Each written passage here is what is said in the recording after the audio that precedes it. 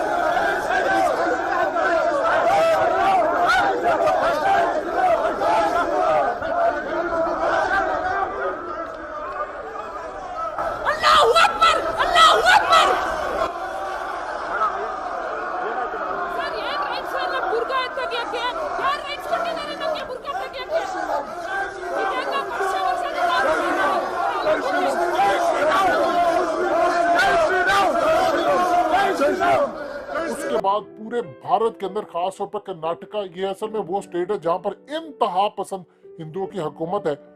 पूरे कर्नाटका में हर जगह कैंपसेस, कॉलेजेस, हर जगह हंगामे फूट पड़े। इवन के हिजाब के हक में खवातीन और मुस्लिम लड़कियां बाहर निकल आई और इसी तरह हिजाब के खिलाफ इंतहा पसंद हिंदुओं ने जो वहां पर काम किया, तारीख में इसकी मिसाल नहीं मिलती। अब वो लम्हा आ गया है कि वहां का मुसलमान जागने वाला है, क्योंकि इसके बाद कोई टिपिंग पॉइंट नहीं। अब आपकी बहनों की इज्जत तार कर रहे हैं, अब आपकी बहनों के दुपट्टे खींचे जाएंगे, उसके बाद वो दुपट्टों तक नहीं रहेंगे, हिजाब उतारने तक नहीं रहेंगे, उसके बाद वो जिस्म के हर हिस्से तक पहुंचेंगे।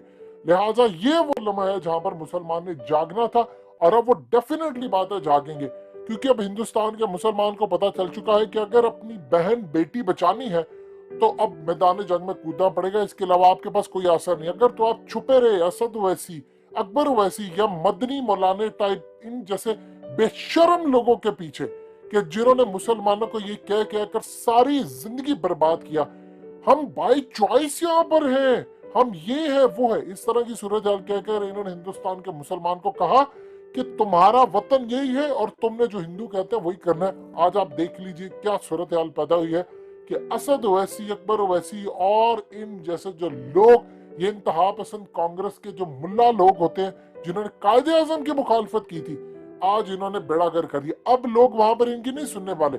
अब आपके बच्चों को कहा जाता है कि सुबह उठे, सूरज की पूजा करें, उसके बाद सूर्य नमस्कार करना है और उसके बाद अब आपके बच्चों के सरों से उतारा जाएगा लिबास। अब उनकी सुप्रीम कोर्ट ने कहा है कि साबित कीजिए कि कुरान मजीद के अंदर, और हमें बताइए इस बात को भी कि क्या खुदा ने या आपके रब ने हुक्म दिया है आपको कि आपने हिजाब करना है, या ये सूरत हाल है। एक चीज आप अच्छी तरह समझ ले, आप इस बात को अच्छी तरह समझ ले, इस्लाम पर्दे का हुक्म भी देता है और साथ ये एक कल्चर भी है मुसलमानों का कि हम अपने जिस्म की हिफाजत करते हैं। आप देखिए, आपको हिजाब से मसला क्या है? हिजाब का असल जो मसला है वो पूरी दुनिया के अंदर है बिजनेस के साथ। यानी अगर देखिए, पूरी दुनिया के अंदर मुसलमान औरतें या खवातीन जब आप हिजाब लेते हैं तो आपके जो बाल होते हैं वो खराब नहीं होते, यानी जो आपको शैम्पू ज्यादा नहीं करना पड़ता, रेस से आपको बचाता है और इससे आप अपना जिस्म कवर करते हैं, आप खूबसूरत भी लगते हैं। इस सूरत हाल में इसका बिजनेस से भी डायरेक्टली ताल्लुक है और मजहब से भी ताल्लुक है। यहाँ पर जो मामला खड़ा हुआ है, इस खातून ने इस वक्त इनकलाब बर्पा किया है और वहां पर मुसलमान कह रहे हैं कि अब अगर हम ना उठे तो फिर हमारी बेटियां भी महफूज नहीं है। देखिए वहां पर कितने करोड़ों की तादाद में लड़कियां वहां पर जो कॉलेजेस जाती हैं, जो स्कूल जाती हैं। आपने सबके साथ ये सूरत हाल पैदा कर दी है कि कल को आपने हिजाब में तो आना नहीं है, कल को वो कहेंगे कि ठीक है आपने यहाँ पर आकर पहले भगवान की पूजा करनी है, फिर उसके बाद आप आगे जाएंगे, तो बताइए उसके बाद सूरत हाल क्या होगी। अभी तो आपको कहा है कि आपने सूरज की पूजा करनी है, कल को आपको हिंदू बनाने के लिए वो आखिरी हद तक जाएंगे, फिर आप क्या करेंगे। ये वो असल में सूरत हाल जो पैदा हो गई है। इसके बारे में ह्यूमन राइट्स वालों ने कहा है कि बिल्कुल 10 में से 8 पॉइंट्स होते हैं, जब तक आप समझते हैं कि बिल्कुल टिपिंग पॉइंट होने वाला है, 9वें पॉइंट पर खाना जंगी शुरू हो जाती है और 10वें पॉइंट पर आप तबाही खत्म कर चुके होते हैं।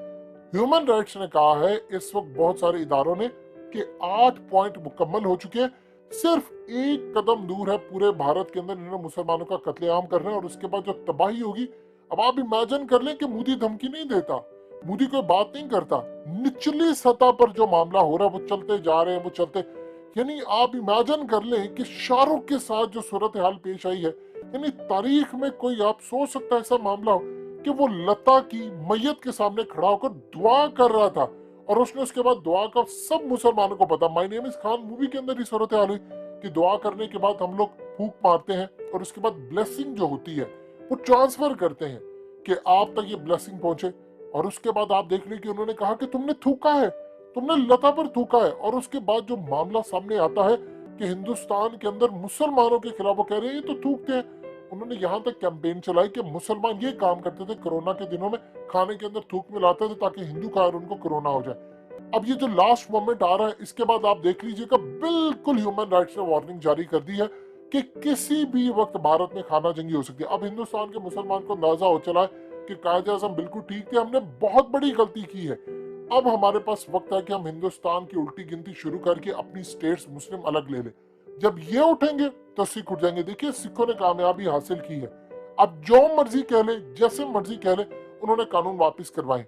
अगर हिंदुस्तान का मुसलमान जो कि तादाद में ज्यादा है, सिख तो 2% के करीब है, आप तो इतने ज्यादा हो कि 35 करोड़ मुसलमान अगर खड़ा हो जाता है। देखिए नसीरुद्दीन शाह ने क्या बात की, उन्होंने कहा इस दफा हम चुप नहीं रहेंगे। एग्जैक्टली उस बंदे ने जो कहा था इस लड़की ने करके वो दिखाया। उसे कहा था हम चुप नहीं रहेंगे, ये समझते हैं कि हमारा कत्लेआम करेंगे और हम खामोश रहेंगे, हम रिएक्ट करेंगे, हम लड़ेंगे, आखिरी हद तक लड़ेंगे। और अब एग्जैक्टली देख लीजिए सूरत हाल शुरू हो गई है। उस लड़की ने ये नहीं देखा कि ये हुटिंग कर रहे हैं या जय श्री राम के नारे लगा रहे हैं तो हम यहाँ से निकले। उसने कहा अल्लाह अकबर के वो नारे लगाती है और आगे चली जाती है। यानी अपनी कैपेसिटी में इस बेचारी लड़की के पास जितनी भी कैपेसिटी थी उसने इसका इजहार किया है, उसने अगले लेवल पर इसको लेकर आई है। लेकिन उसके बाद इंसान की जितनी कैपेसिटी होती है उसने दिखा दी है। अब जिनके पास कैपेसिटी है, ताकत है, चाहे वो फोर्स में है, एयर फोर्स में है, वो पुलिस में है, कहां पर है, जहां पर भी है, अब उनको रिएक्ट करना पड़ेगा।